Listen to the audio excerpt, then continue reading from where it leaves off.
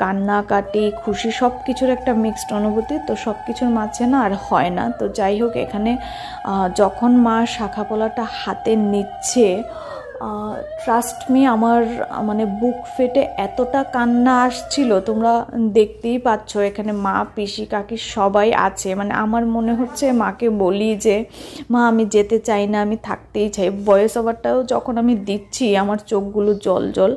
যাই হোক, এখানে দেখো শাঁখাপলা পরিয়ে দেওয়ার পর গয়নাগাটিগুলো মা আর পিসি আমাকে পরিয়ে দেবে।